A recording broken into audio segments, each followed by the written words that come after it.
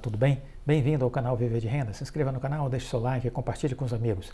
Nos acompanhe no Instagram, Viver de Renda Canal, e no nosso novo canal aqui no YouTube, o Café com Ações. Sou Cláudio Soleiro, formado em administração, consultor de empresas e investidor na Bolsa desde 2006.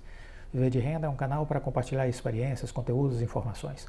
Seja bem-vindo e venha conosco nessa viagem no mundo do conhecimento.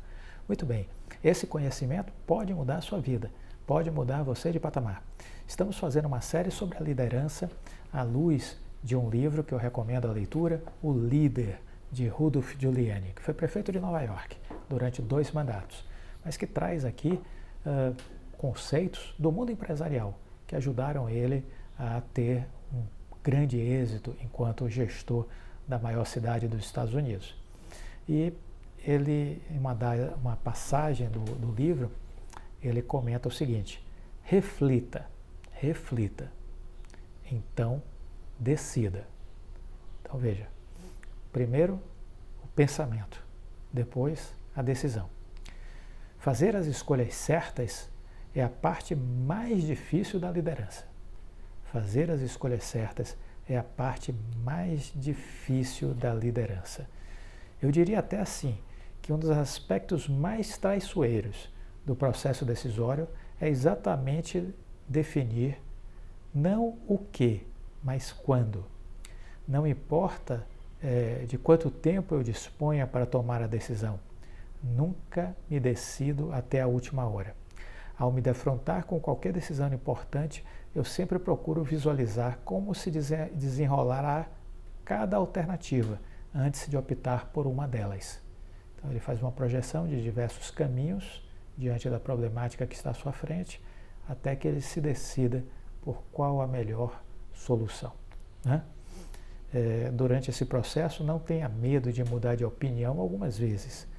Muita gente cai na tentação de decidir-se sobre o assunto simplesmente para livrar-se do desconforto da indecisão. No entanto, quanto mais tempo se levar, mais madura e ponderada será a decisão. Mais madura e ponderada será a decisão. Então estejam atentos a esse processo de refletir. É o que o Abílio Diniz fala sobre o diagnóstico, né? Gaste o tempo necessário para fazer o diagnóstico. A arte, diz o Giuliani, de conquistar o sucesso em empresas e em qualquer outra iniciativa consiste em descobrir as coisas que poderão fascinar os seus clientes, né? Encantar os seus clientes. Procure canalizar sua energia para criar experiências e para superar expectativas. Isso é muito importante quando a gente pensa em conquistar o cliente. E essa é a razão de ser de qualquer empresa. Nós não podemos imaginar que uma empresa não tenha uma prioridade maior, que tenha uma prioridade que seja maior do que atender aos seus clientes. São eles que remuneram as empresas, são eles que fazem as coisas acontecerem, né? Então, concentre-se nos clientes. Enfrente os próprios medos, disse o Giuliani, enfrente os próprios medos. Aí eu complementaria essa frase do enfrentar os medos com uma afirmação do Abílio Diniz. Ele disse, Abílio diz isso, saiba diferenciar os medos reais dos imaginários. Muitos medos só existem em nossas mentes, então descarte-os. Quanto aos outros que são reais, procure entender suas dinâmicas e construa uma saída para poder enfrentá-los o mais efetivamente possível, né? A maneira como eu tomo decisões, disse o Giuliani, é assim, eu aproveito todo o tempo disponível para considerar os vários ângulos possíveis. Quando eu me defronto com decisões difíceis, às vezes eu passo por períodos com muitas dúvidas, com muitos questionamentos. Eu sempre tento projetar os resultados de cada alternativa, né? Faço essa projeção. Contudo, depois que eu decido, eu me movimento com rapidez. Depois que eu decido, eu me movimento com rapidez. É como se ocorresse um clique e todas as minhas energias elas vão se concentrar em garantir o êxito da decisão, em vez de ficar me martirizando sobre se eu tomei o melhor caminho. Então, decidiu, vamos realizar, vamos deixar de dúvidas e vamos acelerar o processo de execução. É isso que deve ser feito. Embora os líderes devam aproveitar o tempo disponível para uma tomada de decisões, o processo de decisório ele deve começar imediatamente. Caso se precise tomar uma decisão em 5 dias, o momento para iniciar as pesquisas e começar a deliberar sobre o assunto é agora, não daqui a 4 dias, né? Então, tenha em mente esse senso de urgência, e isso às vezes eu coloco aqui no canal, que é uma grande diferença entre o setor público e o privado, né? Nas empresas, eu me acostumei a minha vida toda a ver isso acontecendo, senso de urgência. Já nunca assisti isso acontecendo no serviço público, aqui no Brasil pelo menos, né? Mas veja que o Giuliani era um líder e que está trazendo muitos aspectos de liderança de um governante, né, nos Estados Unidos. Então veja que sim, é possível levar para a política uma visão empreendedora e uma visão empresarial. Poucos fazem isso, mas é possível sim isso acontecer. Depois de tomar uma decisão, diz o Giuliani, é preciso manter-se firme, mas até esse ponto também é importante deixar claro. Você precisa estar disposto a mudar de opinião, mesmo em assuntos que pareçam já definidos.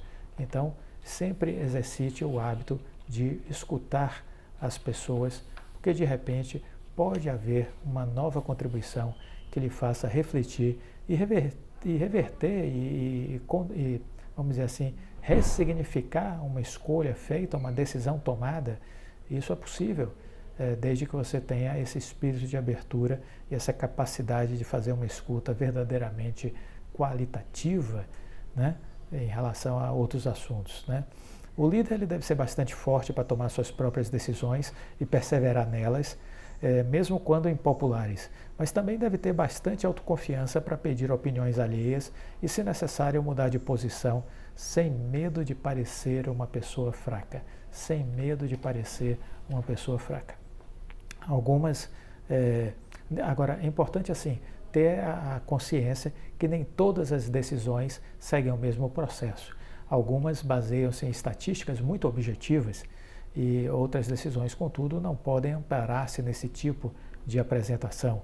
O tempo, às vezes, é insuficiente ou a proposta é tão inovadora que simplesmente ainda não se dispõe de dados confiáveis. Nesse caso, o líder não deve exigir que o valor de todas as ideias seja demonstrado com igual objetividade antes de aprová-la. Esse procedimento inibiria as inovações. Decisões importantes e complexas exigem ao mesmo tempo análise estatística e uma boa dose de intuição. Uma boa dose de intuição.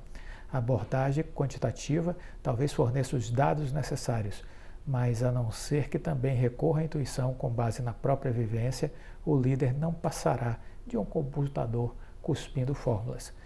E aí, nesse processo decisório, tem um trecho do livro que é muito bacana e que foi muito explorado na palestra que ele fez, que eu tive a oportunidade de assistir em 2002, no final de 2002.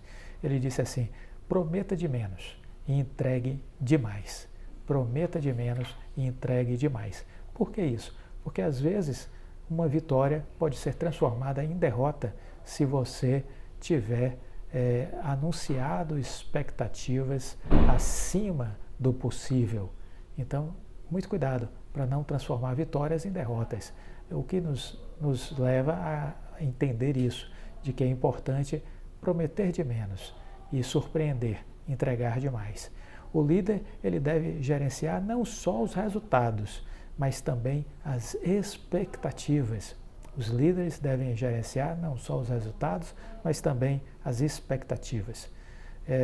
Muitas vezes o jogo das expectativas podem trabalhar contra nós e nos levar a acabar tendo que assumir derrotas, mesmo diante de belas vitórias, né? Então, é importante estar atento com relação a essa gestão das expectativas, Por vezes, além do gerenciamento das expectativas, é preciso também conseguir vantagens estratégicas ao retardar o anúncio do que se tem em vista. Retardar o anúncio do que se tem em vista. Porque, de certa maneira, como um jogador de pôquer procura disfarçar a qualidade de suas cartas até a sua vez de jogar, o líder também, às vezes, precisa ocultar suas intenções até o último instante possível. Eu já adotei na minha vida essa filosofia quando eu era procurador dos Estados Unidos, cuidando de várias investigações ao mesmo tempo. Os promotores raramente anunciam com antecedência suas investigações. O objetivo é ganhar tanto tempo quanto possível para que possam ser reunidas provas antes que as testemunhas e os réus desapareçam ou caiam no esquecimento. Como prefeito, procurei também fazer algo muito semelhante e trabalhar no retardar de muitas coisas e também, ao anunciar as coisas, ter muito cuidado para que essas expectativas não fossem excessivas e que isso pudesse acabar se voltando contra nós, né? Então, exigir trabalho dos que recebem benefícios pagos, por exemplo, na cidade, cobrar desses indivíduos alguma forma de prestação de serviços públicos.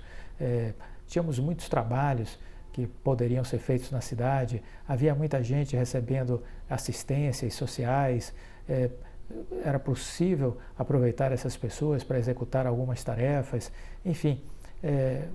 A questão a ideia é converter, de certa forma, essas pessoas em parceiros nos programas do governo e tudo isso foram iniciativas que ele declara aqui que foram sendo feitas com muito cuidado para que, de alguma forma, ideias inovadoras não pudessem ser alvo de críticas ou que pudessem desestimular o andamento de programas de assistência, de programas de governo novos, inovadores e que, por alguma razão, aquelas coisas pudessem ser combatidas pelas pessoas a partir do momento em que elas fossem divulgadas antes do amadurecimento adequado de todas as ideias.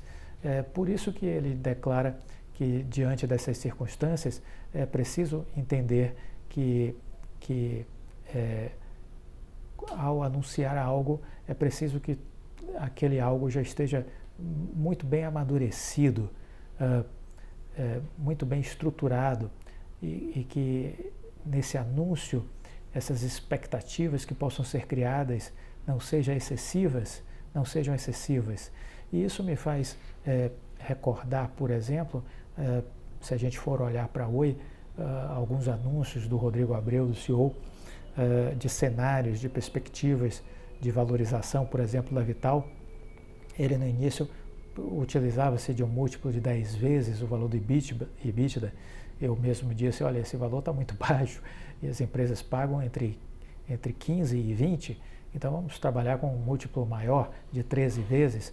Depois o próprio Rodrigo Abreu fez uma revisão disso e começou a trabalhar com um cenário de 13 vezes o EBITDA para pensar na valorização da Vital.